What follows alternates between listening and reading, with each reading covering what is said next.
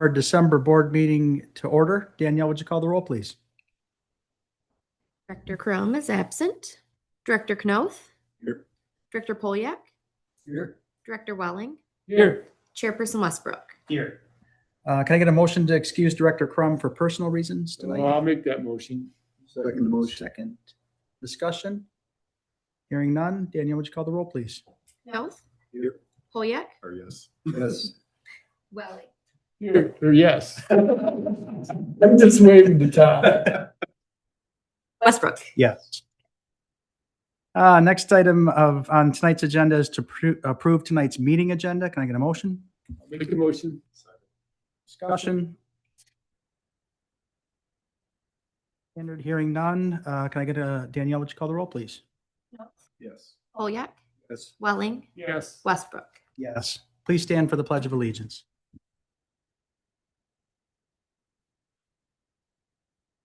Pledge of allegiance to the flag of the United States of America, and to the republic for which it stands, one nation, under God, indivisible, with liberty and justice for all.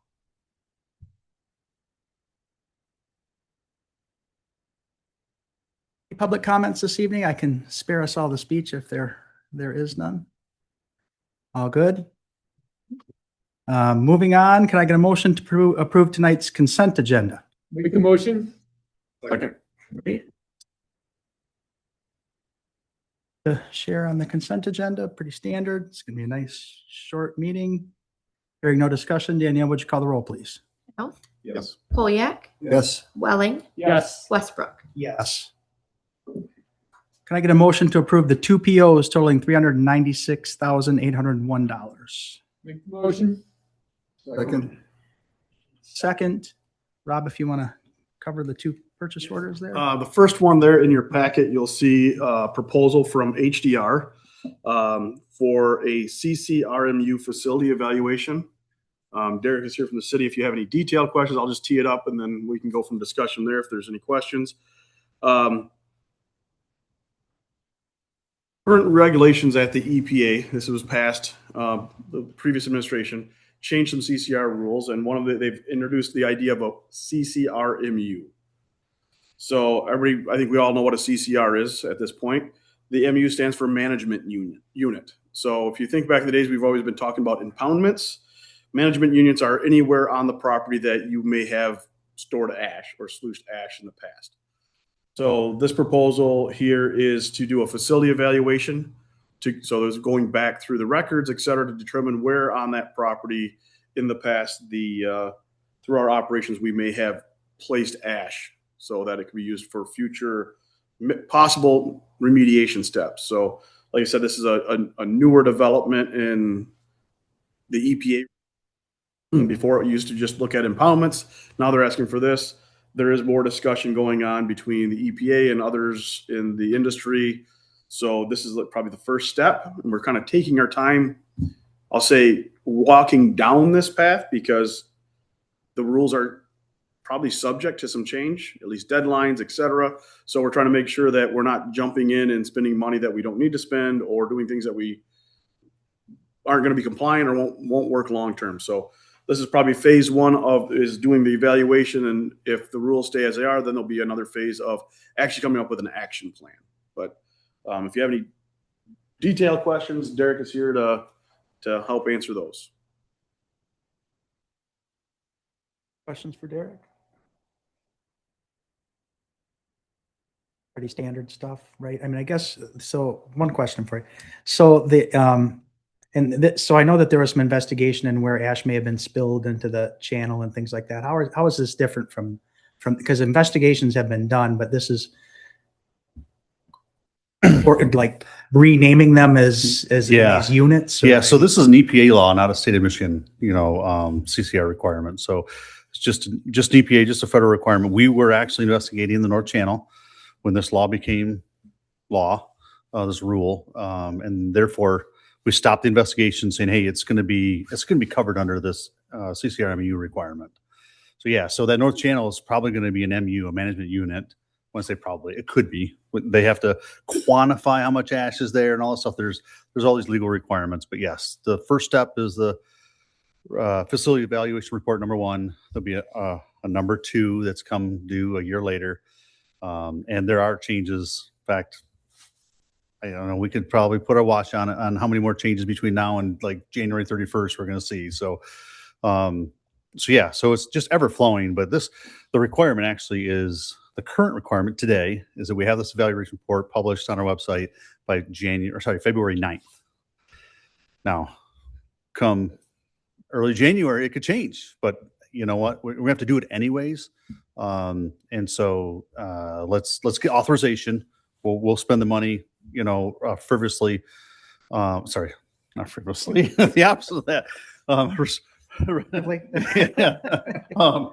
As those things change. So yeah. So again, there's other areas that now might be included because of this new requirement, but really the North Channel is the biggest one. Yeah, so it's again just dotting those I's, crossing those T's, trying to do it effectively and efficiently. Eric, any other questions? Danielle, would you call the roll, please? Knopf, Yes. Hoyok, Yes. Welling, Yes. Westbrook. Yes. Next is the capacity sale authorization for MPPA. So if you see in your packet, one of the last few pages, there's a power purchase commitment authorization. So kind of give you a little background on these, this being that it is over $2 million. This is outside of my authority, so I needed to bring it to the board for approval based on our purchasing matrix. This is a little different than what you normally see. You see power purchase commitment authorizations or PPAs. We're typically buying power or buying an asset. Here, we're actually selling something. So it's a little different than what we normally do. But what this is I don't need to beat a dead horse. I think everybody in the room understands the difference between capacity and energy. This is capacity only.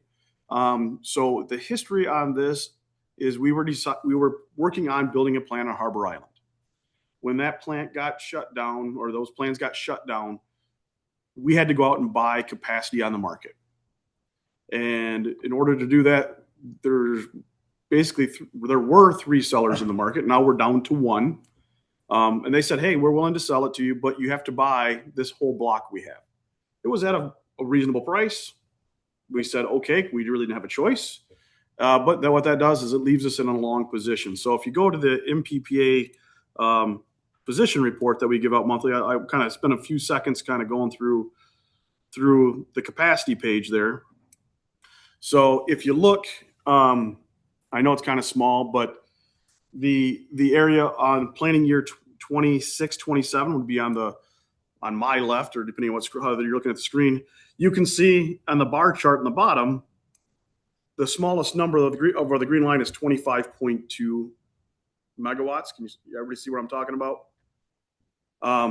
That's showing that we have more capacity than we need in the winter of season of planning year 26, 27. So they're proposing to sell roughly 24 megawatts of that off to leave us a little buffer so we don't get into where we'd have to buy it. But the interesting thing about this is if you look above in the table, you'll see what did we actually pay for this. So our total average price for our capacity, $4.26 per kW month. I'm asking for authorization to sell it for $7.50 a kW month. That's where we're selling $2 million worth of assets back that we didn't pay $2 million for. So we are in a transaction where the BLP is actually going to make some money. Why I bring this up and why it's important to look at is if you look on that graph down below again, you can see as the years march on, next year, we got roughly 23 megawatts in surplus. So 27, 28. 28, 29, we don't. We're basically breaking even. You see that there? And then if you get into 30, 31, you can see we're deficient. Why? Look at those graphs, and you guys can look at this at your own time. But as time goes on, they're predicting, or our price curves are showing capacity is going to be around $8 a kW month. So the days of getting cheap capacity on the market are going away. I mentioned it earlier. It's worth saying again. in the market for zone 7, there used to be 3 participants that would sell excess capacity. We're down to 1, and they're saying we're not sure we have anything. So when we keep talking about resource adequacy, we're talking about our strategic planning, all those things that are coming up. This is something that's going to be very top of mind because we don't know if we have an ability, and we're seeing that in the marketplace. We talk about Campbell 3 not being shut down, the DOE doing 90-day extensions. This is illustrating the same thing, that we do not have enough capacity in Grand Haven to meet our needs. And we're seeing in the marketplace that there's not excess capacity that we were able to get in the old days. So we've been able, since we shut Sims down in 2020, really ride the capacity market at lower than what it would cost to build. So we've had a good deal for 5 years. It's drying up. So we need to start thinking about what are the next steps. So this year we're in a good position. Next year we'll probably be in another good position. We bought early. We were prudent on our planning. But once again, everybody knows nothing happens in the power supply markets overnight. This is why we need to start talking about it now, so that 5 years from now, we're not out in the breeze and really taking whatever we can get for whatever price we have to pay. Because it's not like we can say, oh, it's too much money, I'm not going to do it. No, we are required to go buy it. So regardless of the price. So once again, I think it's just important to see. So probably next year we'll be having the same conversation again. I'm assuming we'll be selling it. And right now I think I did the math earlier. I didn't write it down, but I think they're talking about $7.50 or $8 a kW month next year. And if you look at what we paid for it up top, once again, planning year 27, 28, our all-in price is $4.29. So we're almost double. So Bad investment. well, we don't speculate. That's against our purchasing policy. We didn't do this as a speculation, but it is a windfall. It's a nice thing, but it's not going to last forever. So good news, but good news today. But we need to be forward thinking, just like we always do here, right? We need to be thinking not tomorrow, but what are we out 5, 10, 15, 30 years and planning out to keep rates stable, keep things affordable, keep our reliability. All of those things all have to add up. We talk about that three-legged stool all the time. If we do it properly and proper planning, we can keep that stable. If we don't, we knee-jerk react, our customers will feel that. So I just thought it was worth it. It's a unique opportunity for us to discuss this and kind of show you how, what we're looking at in these reports when we get them, and ways you can take some information out of there that you can see that right now, because we bid long-term contracts and we were forward thinking, we're benefiting. But all things come to an end, right? So eventually we're going to have to look at what can we do to fill that hole. Rob, can I get a motion to approve the power purchase commitment authorization? Make the motion. Second, discussion for Rob. Questions about purchase commitment authorization?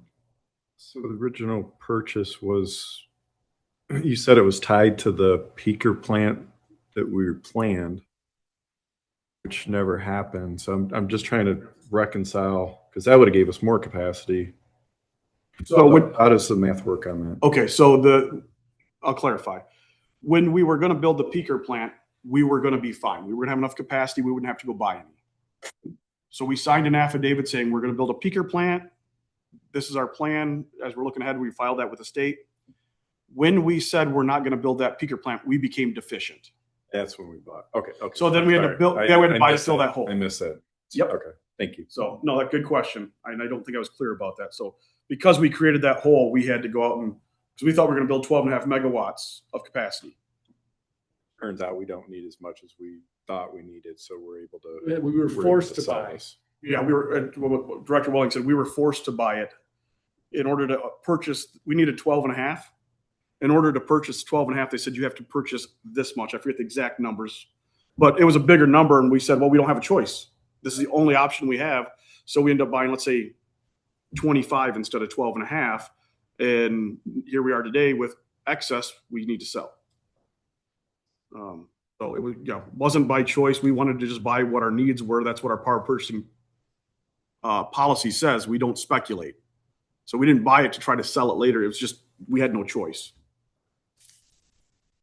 Rob, any other questions? Danielle, would you call the roll, please? Director Knopf, Yes. Director Poliak, Yes. Director Welling, Yes. Chairperson Westbrook. Yes.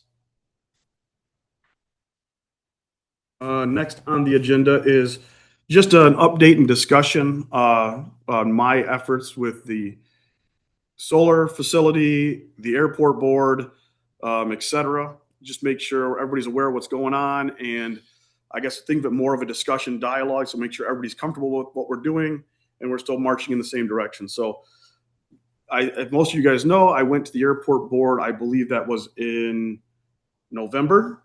To talk to them about the idea of purchasing some land in the clear zone there at the airport, runway protection zone, to put in some solar panels. Was not met with a lot of open arms, which we kind of knew, but they brought up some really good points. These are things we got to be concerned about. These are some things we need to talk about and think about. So the few-minute history of that is there was about 55 acres of land that was purchased by the city south of Comstock and west of 168th. So that big parcel there where Katie is at now. Can you zoom in, Rob? Screen.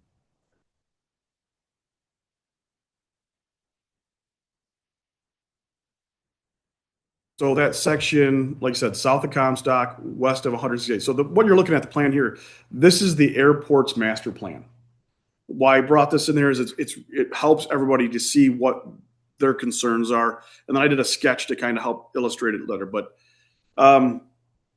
so that 55 acres consisted of two 20-acre parcels on the north end and a 35-acre parcel called the Beekman property, which is the southern part of it, which ends at the Stanco line. So Stanco property is actually part of the original Beekman property. The idea when the city bought this was that they would be able to provide some clear space for the airport as well as build another industrial park. Through the research we've done, obviously there's wetlands there, there's FAA regulations there. FAA funds were actually used as a partial as a grant to pay for the Beekman property. So that adds another layer of complexity, not just FAA permits, but FAA approval or anything if you want to sell property. So there's commitments tied to any grant you get. Is a good way of saying it. So that was some good information we had, good discussion we had with the airport board. Following up on that, I met with the airport board chair and their liaison and said, hey, okay, I think thanks for the information. I think we've got some information and we can go forward. So I gave them that information of the research on how the property was purchased and what it was purchased for, and then what the history of it is, and how we know some of this stuff is, like I said, Stanco was part of that Beekman property. When the city sold that land to Stanco, the FAA had to be involved in approval, and funds had to be either returned to the FAA or earmarked for airport property, airport uses only. So once again, they got a grant for that property. There's strings attached with that. Makes sense.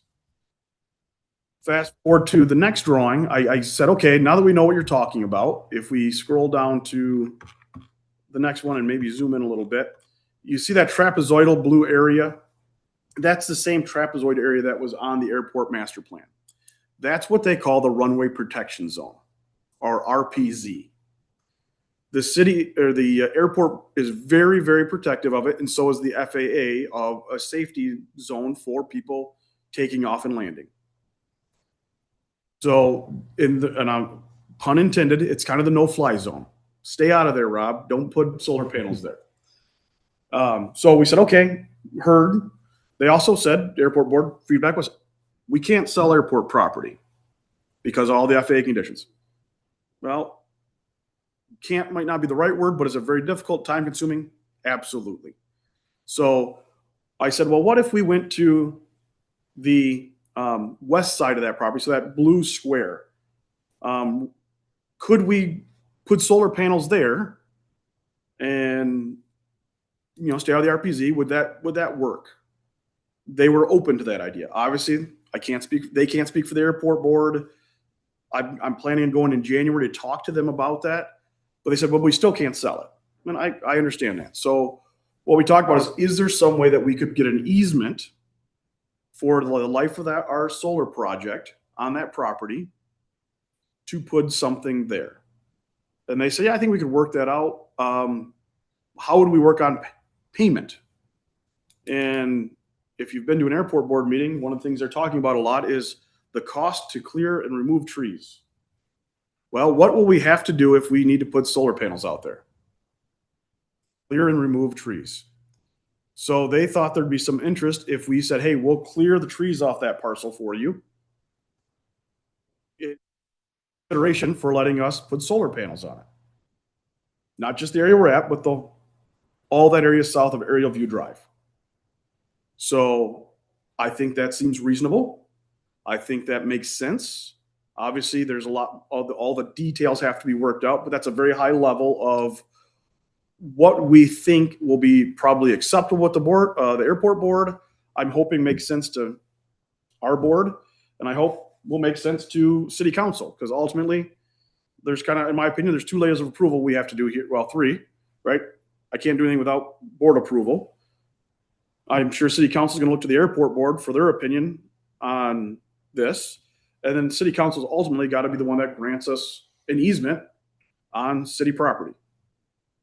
So that's that at a very high level in what we're trying to work on. So I've asked Ron Bolche to start looking at this draft, help me draft up an easement for that, so I have something to take to the airport board in January. So with that, I'll turn it over for questions, discussions for you gentlemen. What's the total output of the proposed site? Right now, we're talking about 500 kW, and that would only require about 4 acres of land. So the square I'm showing you there is 8 acres. So I would have the ability possibly to expand it up to a full megawatt. That's nameplate. So if you do 1 megawatt, let's just say for the sake of argument, make the math easy. You sell the full capacity based on the 1 megawatt, based on the technical ability, but not the real ability of the project to generate? So how we envision selling the panels off or output off will be you would buy into the project and you would get a certain percentage of output of the project. So for simple math, if you owned 1% of the panels, you'd get 1% of the output credited on your bill every month. But we would also, you would have to pay for that up front. So what about the value for capacity? Since we're obviously going to be short of capacity in the future? So we'd be selling the energy portion to our customers. We keep the capacity. So would the value of the capacity be 1 megawatt, or would it be something less, be 20%, the typical? Yes, it'd be much less. So we're in Grand Haven, typically annual capacity you're seeing for solar is around 15%. So 1 megawatt facility, you can figure on average throughout the whole year, nights, weekends, summer, winter, you'll get 150 kW out of it. But is there any gas line nearby where we could put in some type of a? Yep. So 168th has one of the main feeds coming into town with gas supply. So that will bring into other discussions for other things. So the idea of why are these parcels appealing to the Board of Light and Power, that area? Well, one is it's in the city. That's a big thing, right? We're a city department. Trying to build things in the city is appropriate. 2 is there's not a lot of land available in Grand Haven. 3 is I have 3 distribution circuits that square off around this big parcel. So whether it's solar, batteries, peaker plant, you name it, I've got ability to tie that back into our distribution system and by extension, the grid. I have fuel sources there. I have other land available there. I'm inside the city. If we go outside the city, I have to pay franchise rights. So there's a lot of good reasons to look at that and more than just for solar. But the idea is start here with people have expressed interest in it. Let's run this ball out, see what that cost is going to be. And hopefully that goes forward. And hopefully we can continue to move forward and maybe build it, I'll say, an energy campus or an energy park down there that has a little bit of everything, because we are going to need to do something at some point, whether even if it's just a lay down yard. Maybe there's no generation that goes on it, right? We've got to run all those balls out. But we do know that we can't keep storing poles on Harbor Island, right? We do know that we don't have room for our lay down yard for our contractors. We do know that we did take out our couple of poles we had over here for training for our guys for stuff when we expanded the parking lot, et cetera. So we overall need land. And I think this is a good fit I think there's a positive win for a lot of things here, right? It's land that's encumbered by the FAA. So it's not really usable for a lot of other things. It gets a community benefit out of it, right? By doing a community solar project. It protects the airport, in my opinion, because I doubt anybody else is going to be knocking on their door when there's a bunch of solar panels there. That land's taken, right? We also protect the airport by taking down the trees and helping them so they don't have to continue to pay that in their annual operating expenses. So I think it's interesting when you look back at the history of this property that the city has tried to figure out. They bought this property in like 81, and you go back through the Tribune and see all these different articles of trying to do possible land swaps. Well, if you scroll up a little bit, the northern part of the city parcel there, well, you have to zoom out. You can't really see it. There's about 5 acres of wetlands on that property. Well, if you got 5 acres of wetlands, not really good for building industrial park site, right? So same thing when they looked at, well, maybe we can put things to the south. Well, now I got to deal with the FAA and the RPZ and all these other things. Can't build a factory there. So for the last 40 years or so, the city's been trying to figure out on and off, what's the best use of this property? And it's been sitting vacant. And I think the things we're talking about here is a win. It keeps it city property, basically a city property, because it was part of the city. If you look at any of our property on the GIS map, it says City of Grand Haven. So it's not like the public's losing anything. We're just finding a better value for vacant land. And I think, like I said, there's a win there for maybe, possibly buying other parts of that parcel from the city. There's a win there for the airport board to be able to get some of their operating costs down by removing those trees for them. For the first phase, do you have an idea how many panels would be available for purchase? Yes, but the design's not finalized. I think it was just shy of 800. So, question. Price wise? Well, all told, and this is one thing I did talk to the SEC committee last week as well. And I think it's important to note when we go out and start talking about trying to sell these panels or output, I'll say, because we're really not going to sell you a panel, right? When you really boil it down, because if that one panel gets broken, you don't want to say, well, that's Kurt's panel. You don't get any output this month, right? We're going to sell you a percentage of this project. And so we were talking about the price, but the price we're talking about is the life price. Meaning, if you buy solar panels and put on your house, they come in to give you the installed price. And then that developer walks away, right? You have to pay for maintenance or something or there might be a 5-year warranty or something like that on there, right? But they're not going to put anything in that cost for demoing it out in 30, 40 years. They're not going to put anything in there to replace the inverters in 10 or 15 years when they go bad. So we're trying to come up with a full-on life cost of that installation. And our high dollar level right now for a 500 kW system is around $1 million. So anything we can do for getting grants from the community foundation, which I'm hopeful we can, brings that down. Anything we do to control our cost for land acquisition keeps it more reasonable. Because if I go out there and tell everybody, hey, I want $3,500 and it's going to take you 50 years to pay back on this, not many people are going to be jumping at it. So that's where I'm trying to keep the pencil as sharp as we can and try to come up with a number that will be palatable to people and with a somewhat reasonable buyback period. But I think it's important when we talk about this that they're going to compare it to maybe what someone says I can come put solar panels on your roof for, but that's not life of the project cost, right? We're not going to go back and say, oh, 15 years from now, we got to replace inverters. Everybody's got to pony up more money.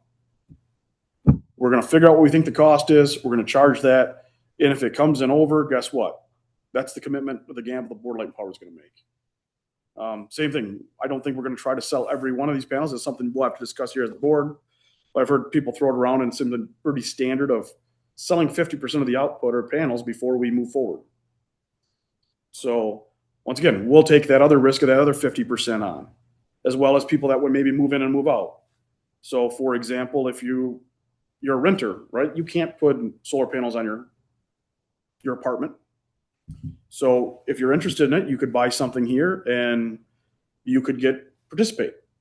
So we'd have to work through all the details on how that looks, but the thought process would be you buy that, and let's say you rent it here and you move to another home, that would just follow you. It'd just stay on your electric bill.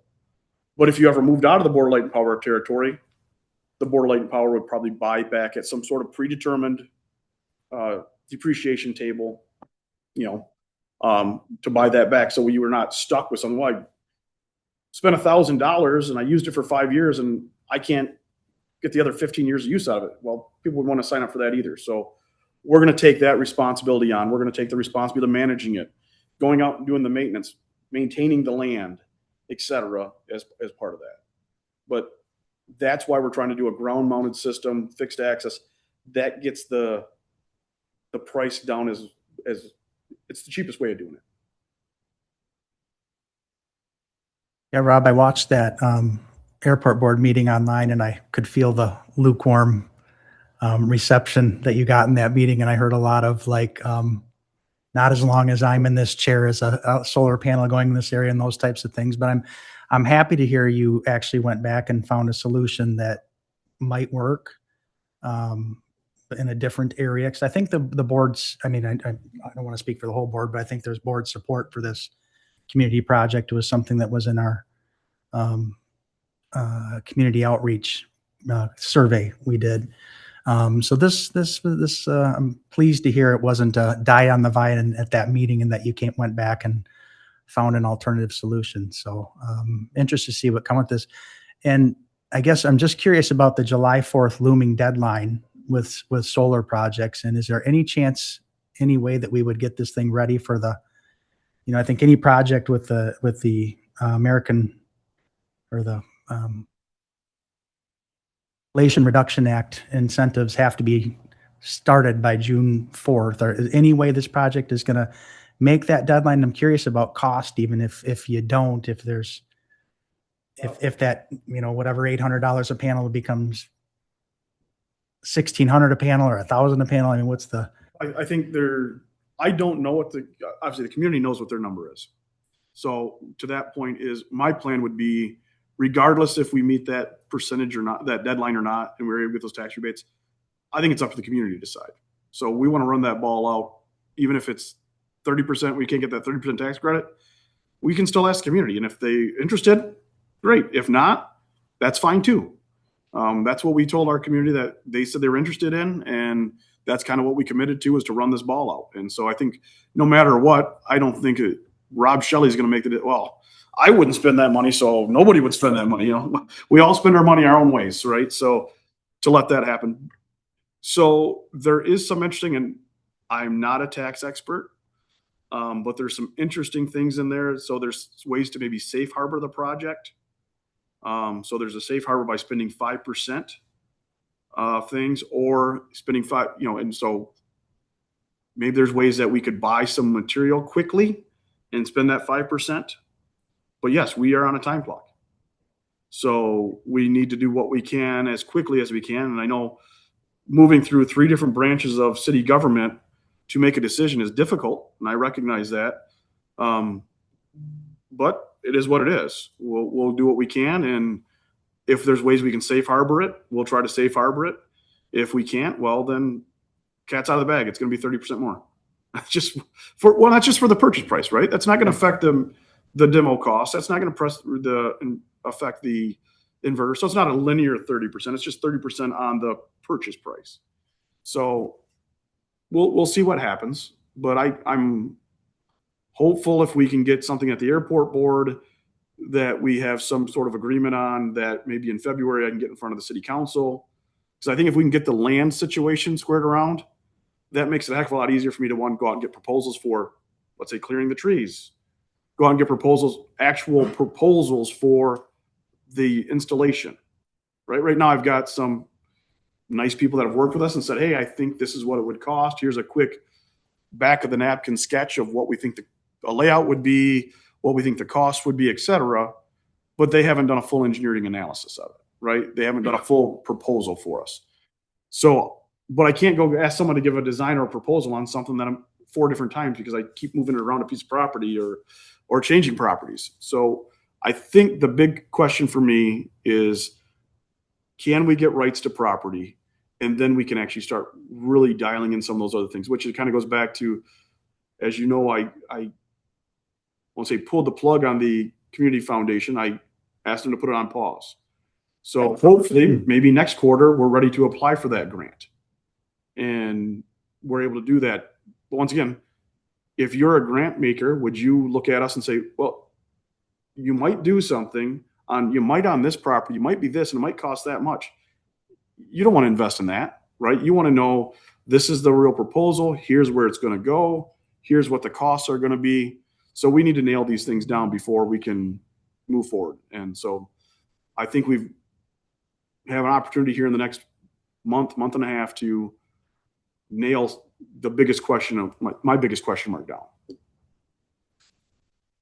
Else for Rob? You.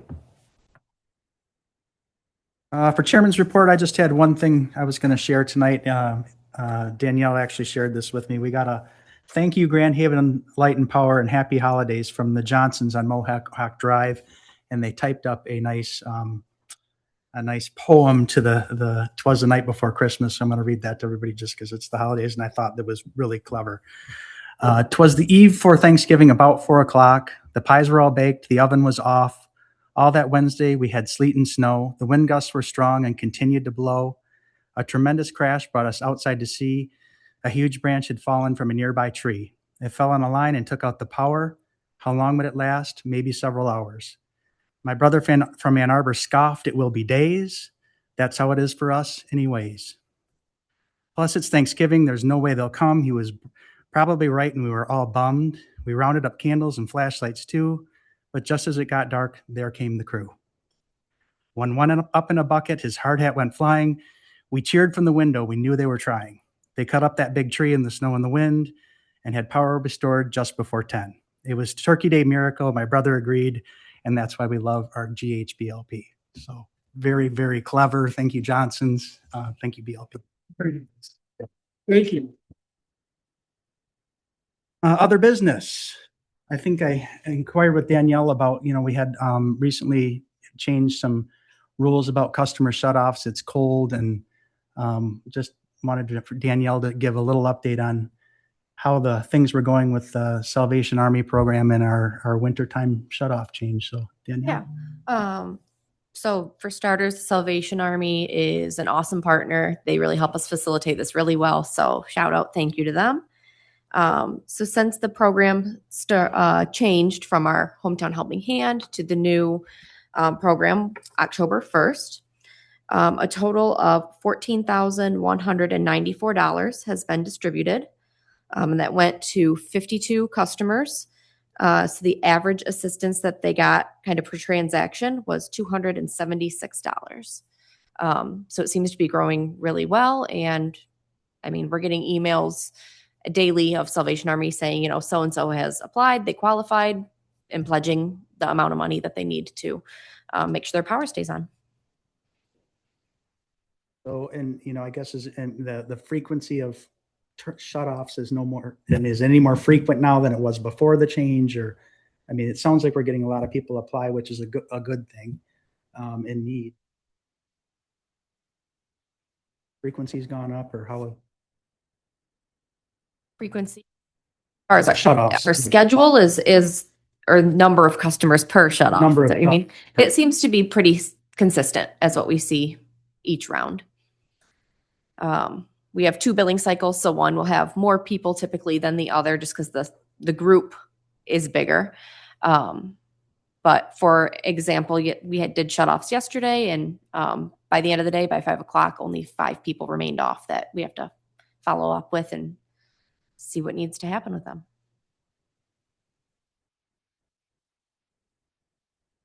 I would add that it seems that the system is working kind of how we anticipated. As Danielle said, we're getting a lot of pledges from there, from Salvation Army, which is good because in the past we wouldn't disconnect all winter long and people would wait to go get this assistance and they dig themselves a hole. So now it seems to be that they're going and getting the assistance because they can get the assistance more than once. They can apply every month and get assistance. So instead of kind of waiting to the end of it where springtime rolls around, they maybe have $1,000 bill, which is it's hard for people to climb out of that hole. They're getting the help more frequently, and it helps keep them engaged, and it also keeps us engaged with our customers to make sure that they're getting the assistance they need. So it actually is probably about the same type of work we were doing before, but it's more frequent and it's keeping more touch points. So I think it's working well. Thank you, Salvation Army. What else we got here?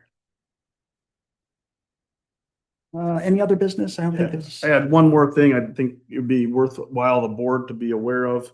Our service truck, as of yesterday, we found out it has a broken frame.